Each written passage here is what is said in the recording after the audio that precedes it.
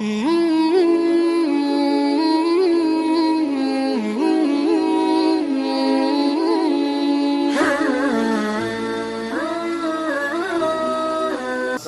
علیکم ورحمۃ اللہ وبرکاتہ۔ الحمد للہ وحدہ والصلاة والسلام علی من لا نبی بعد اما بعد۔ اعوذ باللہ من الشیطان الرجیم، بسم اللہ الرحمن الرحیم۔ قال اللہ تعالی فی القرآن الکریم الف لام میم ذالک الکتاب لا ریب فیہ ھدی للمتقین۔ محترم حضرات، مختصر درس میں آئیے قرآن کی عظمت معجزہ کے سلسلے میں چند باتیں سماعت فرماتے ہیں۔ اللہ تبارک و تعالی نے ارشاد فرمایا کہ اس کتاب میں کوئی شک و شبہ نہیں ہے اور یہ پرہیزگاروں کو راہ دکھانے والی ہے۔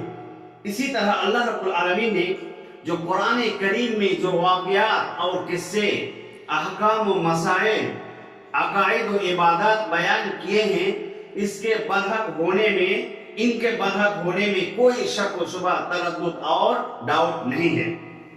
رب العالمین دوسرے مقام پر بہت بہترین انداز میں ارشاد فرمایا تنزیل الکتاب لا ریب فیہ من رب العالمین۔ بلا شبہ اس کتاب کا اتارنا، بلا شبہ اس کتاب کا نازل کرنا تمام جہانوں کے پروردگار کی طرف سے ہے، جس میں کوئی شک و شبہ نہیں۔ رب العالمین تمام کائنات کے سامنے یہ چیلنج پیش کرتے ہوئے فرمایا وَإِن كُنتُم فِي رَيْبٍ مِّمَّا نَزَّلْنَا عَلَىٰ عَبْدِنَا فَأْتُوا بِسُورَةٍ مِّن مِّثْلِهِ وَادْعُوا شُهَدَاءَكُم مِّن دُونِ اللَّهِ إِن كُنتُم صَادِقِينَ۔ کہ ہم نے جو کچھ اپنے بندے پر اتارا ہے، اس میں اگر کوئی شک ہو، کوئی شبہ ہو، کوئی تردد ہو اور تم اس بات میں سچے ہو تو اس جیسی ایک صورت بنا کر لاؤ تو صحیح۔ تمہیں اختیار ہے، تمہارے لیے چیلنج ہے کہ جاؤ تم اللہ کے سوا اور اپنے مددگاروں کو بلاؤ۔ آگے خود اللہ رب العالمین نے فرمایا فَإِن لَّمْ تَفْعَلُوا وَلَن تَفْعَلُوا فَاتَّقُوا النَّارَ الَّتِي وَقُودُهَا النَّاسُ وَالْحِجَارَةُ أُعِدَّتْ لِلْكَافِرِينَ۔